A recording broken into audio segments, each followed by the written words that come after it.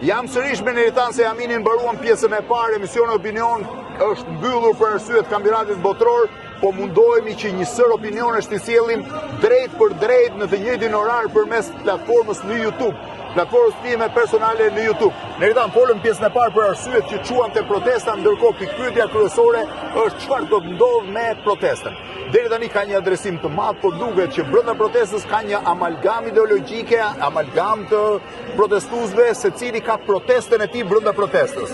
Madje vura re sot që dikush kishte shkruar protestoi për vrasjen e vllajt Kufin 90-ën që nuk janë dënuar vrasjet e tij. Pra secili ka protestën e vet.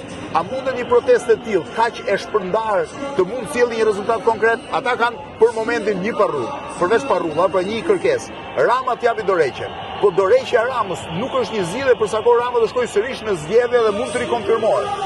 Së pari për të folur cili është qëllimi i protestës. Kjo protestë ka pasur një gjë të qartë. Janë njerëz qytetarë të cilët duan ndryshimin e elitës politike dhe të këtij modeli ekonomiko-politik që kemi në Shqipëri. Kjo është një model i mbyllur ku pasuron një pjesë e cila ka monopolin e burimeve politike dhe ekonomike. Ta duan të jetojnë në Shqipëri me dinjitet dhe shmëri. Si do ta bëjnë? E para, dyta është nga kjo protestë nuk duhet të presim zgjidhjet politike, se zgjidhjet politike vjen mbi politike. Kjo protestë ka arritur suksese të jashtëzakonshme. Po çdo akt publik është politik, edhe nëse ti thua se bëhet kryeministri është akt politik. Pra ky është akt politik, është vëmendari politike, por ama në kuptimin nuk është partijake. Dhe kjo do të themi të gjë ka arritur një gjë të jashtëzakonshme, sepse ka ndryshuar krejtësisht mundësinë tonë në lidhje me mundësitë që ne kemi. Para kësaj proteste mendohesh që kryeministri Rama ishte e para punës se kjo gjë ka ndodhur shumë rrallë. Në mënyra se është organizuar pjesëmarrja, parrullat, mesazhet janë gjë rrallë në historinë tonë. Ne nuk dallohemi për këto lloj lëvizjesh. E para, dyta është kjo ka arritur se ka thyer disa mite të rëndësishme që na pengonin për zgjidhje politike. Miti i pathyeshmërisë së kryeministrit Rama, miti që populli është apatik, largohet, po nuk lufton, ne nuk ngrihemi, jemi dembel, ne ikim. Të gjitha këto patjetër. Këta zgjuan dhe tregojnë realitet. Jo, këtu ka një rini dhe ka qytetarë të cilët kanë energji, kanë dinjitet, mund të grihen kundër padrejtësive dhe kanë kurajë. Cila është zgjidhja? Sepse rrezikon që kjo protestë të shuhet pak nga pak. Kjo protestë ndoshta nuk do prodhojë protesta atë zgjidhjen që ne presim. Protesta ka arritur disa gjëra. Po nëse protesta bie, e fuqizon Ramën? Jo, sepse kjo protestë tash disa gjëra nuk thehen më. Është ekspozuar realiteti politik dhe ekonomik që kemi ne sot në Shqipëri. E di sot në gjithë botën është rrëzuar fasada që në Shqipëri kishte një qeverisje demokratike dhe një ekonomi të lirë tregut. Sot është e qartë që në Shqipëri ne kemi një oligarki politiko-ekonomike dhe kriminale.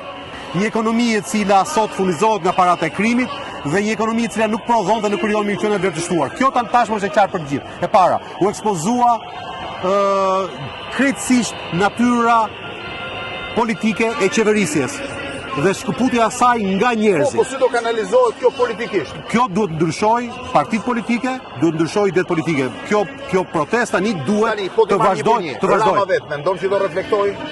Po nuk besoj, sepse ai është detyruar, pushteti i Ramës varet nga ky sistem që ka krijuar, nga ky model. Ekonomia, mirëqenia dhe ekonomia që ka ngritur zoti Rama varet nga parat e krimit. Të ndërprerën parat e krimit, Shqipëria kalon në kollaps. Zoti Rama është i lidhur me këto interesa oligarkike dhe nuk shkëputet dot prej tyre. Ai mund të moderohet, ai mund të ndryshojë, por modelin e tij ai nuk e ndryshon dot sepse është i lidhur me këtë model. Mund të transformojë protesta opozitën?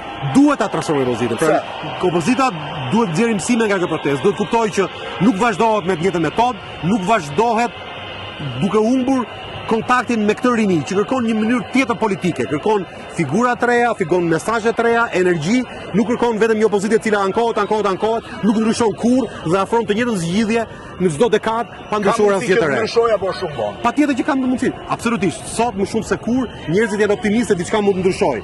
Ne kemi mbas një viti zgjedhjet lokale në Tiranë dhe në gjithë Shqipërinë. Po zgjedhjet lokale në Tiranë do jenë test i parë politik për të parë suksesi i kësaj proteste do shikohet zgjedhjet e Tiranës në maj. Testi suksesi i kësaj proteste do vërtetohet në absolutisht, sepse kjo protestë kërkon ndryshimin e Tiranës dhe nëse opozita do përqafojë ndryshimin dhe do paraqitet me kandidatura, do bëjë një fushat e cila e përgjigjet tyre aspiratave, fillon ndryshimi politik në Shqipëri. Ka një çështje që lidhet me po themi me Ramën. Rama deri tani ka ruajtur, pretendonte që kishte monopolin e qytetarëve, të rinjve, ishte një lider më modern, më ndryshe, dhe në fakt ishte ndryshe 25 vjet më parë kur erdhi në politikë krahasuar me klasën politike. A e ka humbur Rama mbështetjen tek pjesa unë po quaj shtres e mesme, se fjala qytetar nuk është më drejta. Tek shtresa e mesme? Totalisht.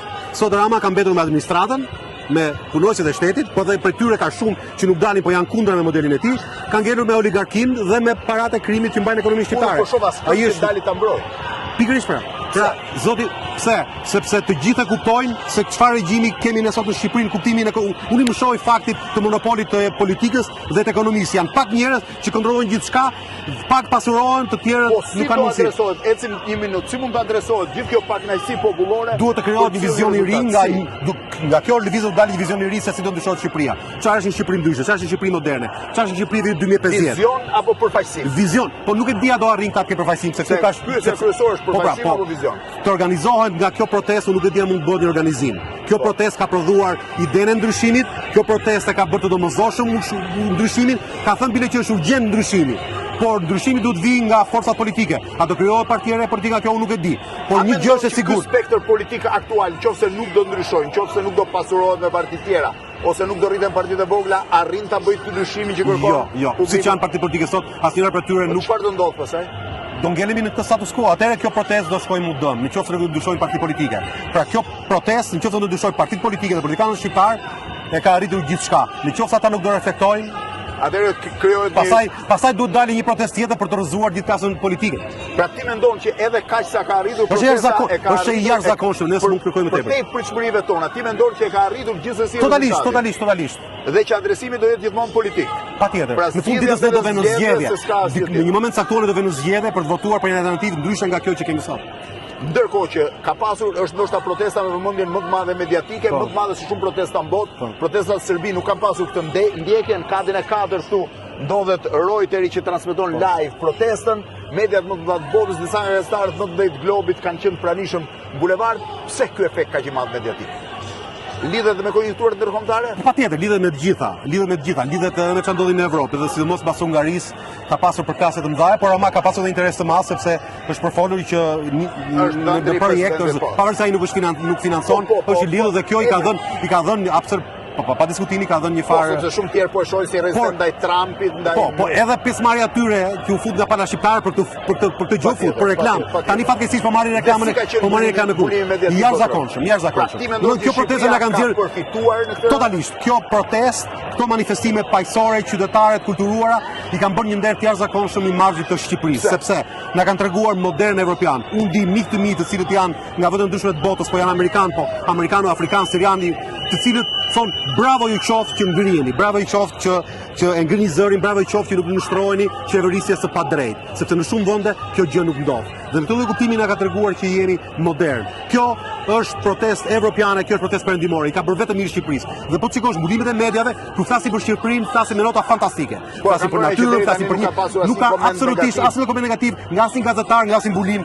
Absolutisht. Bile nuk përmendet as krimi, nuk përmendet asgjë. Përmendet vetëm pjesa e mirë. Dhe kjo ka qenë një gjë e jashtëzakonshme. Dhe pjesa e fundit thamë që këtu është shtresa e mesme kryesisht. Rinia është shtresa e mesme. Kryesisht shtresa e mesme, dhe por për te tyre duket si shpirti rral është rinia.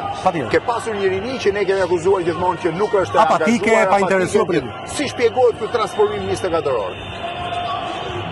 Domethënë, u nxit dhe po ti jesh në ato turmën aty një ditë, ti e kupton do të vish të nesmen, sepse aty ndihesh i lirë, ndihesh me energji, ndihesh që ke fuqi të ndryshosh. Në fund ditës çfarë kërkon rinia?